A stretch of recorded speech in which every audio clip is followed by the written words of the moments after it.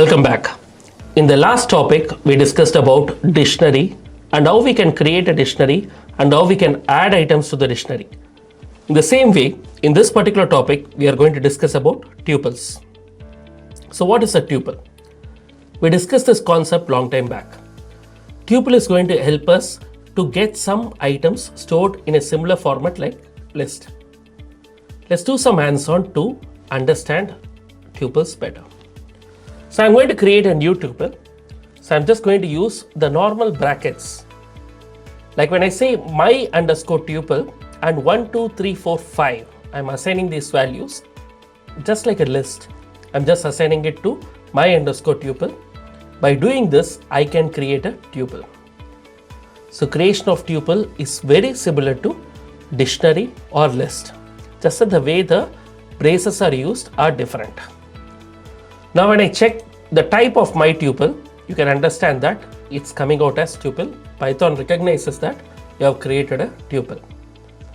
Now the length function len can be used to identify the number of items that you have in a tuple.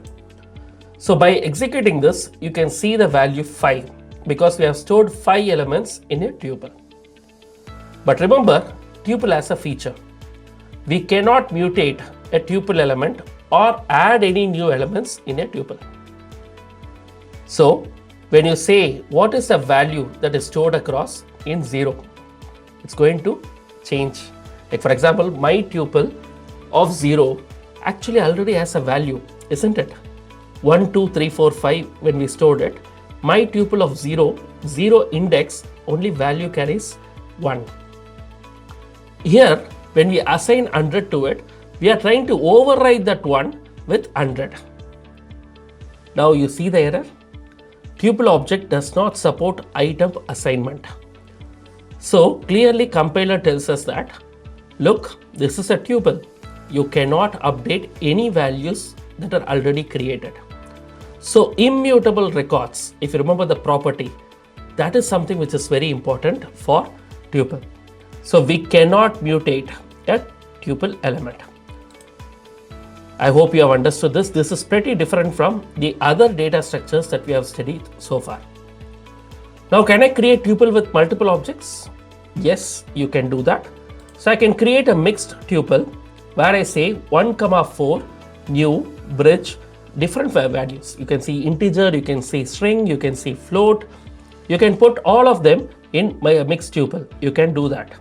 When I execute this, I can see that I have just added all these values to the tuple.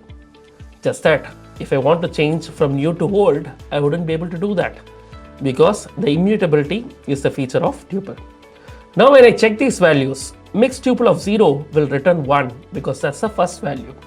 Mixed tuple of -1, do you remember? It is reverse indexing. So it is giving me 998.7. Just to take you back to the old session, when you do reverse indexing, it starts with -1 and not 0. But when you're going forward with the normal indexing, it starts with 0. That's the difference. 0 versus -1. So mixed tuple -1 gives you the value of 998.7 easily. Good. You have understood the basics of tuples now. Now can we play around and execute and do certain functions with slicing and indexing? Can we do it on tuples? Now take mixed tuple 2. You know what the value is. The value is going to be new, as you know, because we know this is the value that we have stored across. Now can I access multiple objects using colon? That is, I've just retrieved a particular value by giving the index value. If I want to retrieve multiple objects, how can I do that? You know this technique, we already discussed it earlier. Colon can be a one which can explain the range, starting value and ending value. If you don't give the starting value and you just give the ending value, anything from the start till that ending point is going to be coming out. If you don't precisely mention the ending point, any starting point that you have mentioned, from that till the end of that particular data structure, you are going to retrieve all the items. Now let's execute this. Mixed tuple :4. So it's going to return all the first 4 values, 0, 1, 2, 3.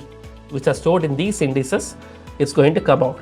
So 1, 4, new and the bridge are seen as the output of this particular tuple. Good. Now you have understood how tuple works, what tuple can do for you. Now I have a question for you. Can you find out an answer? Can you tell me what kind of data can be stored in tuple? And when would you prefer a tuple over other data structures? This is an important aspect for you. So with this, you have understood how tuples work and what are the different operations that you can perform on tuple.